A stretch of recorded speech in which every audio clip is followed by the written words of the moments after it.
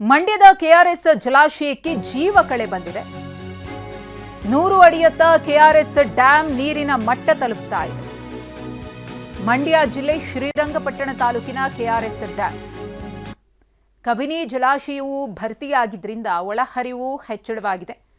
ಕೇವಲ 2 ದಿನದ ಅಂತರದಲ್ಲಿ 5 ಅಡಿ ನೀರು ಏರಿಕೆಯಾಗಿದೆ.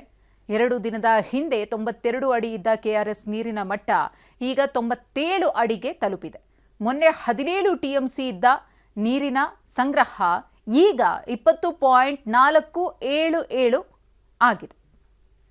ನಮ್ಮ ಪ್ರತಿನಿಧಿ ದಿಲೀಪ್ ಪ್ರತ್ಯಕ್ಷ ವರದಿ ನೀಡಿದ್ದಾರೆ, ನೋಡೋಣ.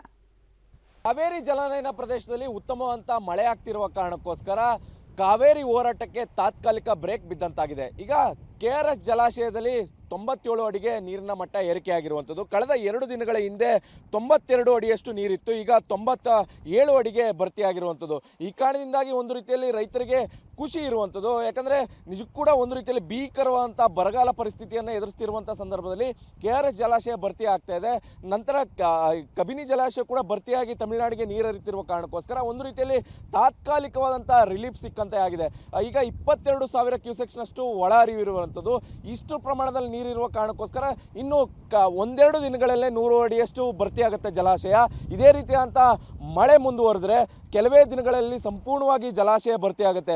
ನಿಜಕ್ಕೂ ಕೂಡ ಕಳೆದ 2 ದಿನಗಳ ಹಿಂದೆ ಇದ್ದಂಥ ಪರಿಸ್ಥಿತಿಗೂ ಈಗೂ ಸಾಕಷ್ಟು ವ್ಯತ್ಯಾಸಗಳು ಕಂಡು ಬರ್ತಾ ಇರುವಂಥದ್ದು. ಕಳೆದ 2 ದಿನಗಳ ಹಿಂದೆ ಕೇವಲ 17 TMC ಅಷ್ಟು ಮಾತ್ರ ನೀರು ಸಂಗ್ರಹ ಆಗಿತ್ತು. ಈಗ 20 TMC ಅಷ್ಟು ನೀರು ಸಂಗ್ರಹ ಆಗಿದೆ. ಸುಮಾರು 49 TMC ಗರಿಷ್ಠ ಸಾಮರ್ಥ್ಯ ಸಂಗ್ರಹ ಸಾಮರ್ಥ್ಯ ಇರುವಂಥ ಜಲಾಶಯಕ್ಕೆ ಈಗ ಪ್ರತಿದಿನ 22,000 ಕ್ಯೂಸೆಕ್ಸ್ ನೀರು ಹರಿದು ಬರ್ತಾ ಇರುವ ಕಾರಣಕ್ಕೋಸ್ಕರ ಒಂದು ರೀತಿಯಲ್ಲಿ ರೈತರಿಗೆ ರಿಲೀಫ್ ಸಿಕ್ಕಂತಾಗಿದೆ. ನಿಜಕ್ಕೂ ಕೂಡ ದೊಡ್ಡ ಮಟ್ಟದಲ್ಲಿ ಕಾವೇರಿ ಹೋರಾಟ ಪ್ರಾರಂಭ ಆಗಿತ್ತು, ಬಂದ್ಗೂ ಕೂಡ ಕರೆ ಕೊಡಲಾಗಿತ್ತು. ಆದರೆ ಈ ರೀತಿಯಂತ ಮಳೆ ಆಗ್ತಾ ಇರುವ ಕಾರಣಕ್ಕೋಸ್ಕರ ಒಂದು ರೀತಿಯಲ್ಲಿ ರಿಲೀಫ್ ಸಿಕ್ಕಿದೆ ಅಂತಲೇ ಹೇಳ್ಬೋದು. ರಾಜ್ಯವು ಕೂಡ ಒಂದು ರೀತಿಯಲ್ಲಿ ಸಂಕಷ್ಟ, ಸರ್ಕಾರ ಕೂಡ ಸಂಕಷ್ಟದಲ್ಲಿತ್ತು. ಯಾವ ರೀತಿಯಂತ ಕಾನೂನು ಹೋರಾಟ ಮಾಡಬೇಕು, ಮೇಲ್ಮನವಿ ಸಲ್ಲಿಸಬೇಕು ಅನ್ನುವಂಥ ನಿಟ್ಟಿನಲ್ಲಿ ಕೂಡ ಯೋಚನೆ ಮಾಡ್ತಾ ಇತ್ತು. ಆದರೆ ಕಬಿನಿ ಜಲಾಶಯದಿಂದ ಸುಮಾರು 25,000 ಕ್ಯೂಸೆಕ್ಸ್ನಷ್ಟು ನೀರನ್ನು ನದಿಗೆ ಬಿಡ್ತಾ ಇರುವ ಕಾರಣಕ್ಕೋಸ್ಕರ ಒಂದು ರೀತಿಯಲ್ಲಿ ಎಲ್ಲ ಸಂಕಷ್ಟಗಳು ದೂರ ಆಗ್ತಾ ಇದೆ. ಪ್ರಕೃತಿ ದತ್ತವಾಗಿ ಸಂಕಷ್ಟ ದೂರ ಆಗಿದೆ ಅಂತಲೇ ಹೇಳ್ಬೋದು. ನಿಜಕ್ಕೂ ಕೂಡ ಈ ಕಾರಣದಿಂದಾಗಿ ಕೆಆರ್ಎಸ್ ಜಲಾಶಯದ ಮೇಲಿದ್ದಂಥ ಏನು ಒತ್ತಡ, ಈ ಒತ್ತಡವು ಕೂಡ ಕಡಿಮೆ ಆಗಿರುವಂಥದ್ದು. ಆದರೆ ಒಂದು ಸಂಕಷ್ಟದ ವಿಚಾರ ಅಂತಂದರೆ ಮಂಡ್ಯ ಭಾಗದಲ್ಲಿ ಮಳೆ ಆಗ್ತಾ ಇಲ್ಲ. ಈಗಲೂ ಕೂಡ ಮಳೆ ಕೊರತೆ ಇದೆ. ಸುಮಾರು 83% ಮಳೆ ಕೊರತೆ ಇರುವ ಕಾರಣಕ್ಕೋಸ್ಕರ ಈಗಲೂ ಕೂಡ ಬರದ ಪರಿಸ್ಥಿತಿ ಇದೆ. ಆದರೆ ಈ ರೀತಿಯಂಥ ಜಲಾಶಯ ಭರ್ತಿಯಾಗಿರುವಂಥ ಕಾರಣಕ್ಕೋಸ್ಕರ ನಾಲೆಗಳ ಮೂಲಕ ಬೆಳೆಗಳನ್ನು ಏನು ಬೆಳೀಲಿಕ್ಕೆ ಸಾಧ್ಯ, ಅದಕ್ಕೆ ಒಂದು ರೀತಿಯಲ್ಲಿ ಯಾವುದೇ ರೀತಿಯ ತೊಂದರೆ ಆಗಲ್ಲ. ನಮ್ಮ ರೈತರುಗಳಿಗೂ ನೀರು ಸಿಗುತ್ತೆ, ಜೊತೆಗೆ ತಮಿಳುನಾಡಿನ ರೈತರುಗಳು ಕೂಡ ನೀರು ಸಿಗುತ್ತೆ.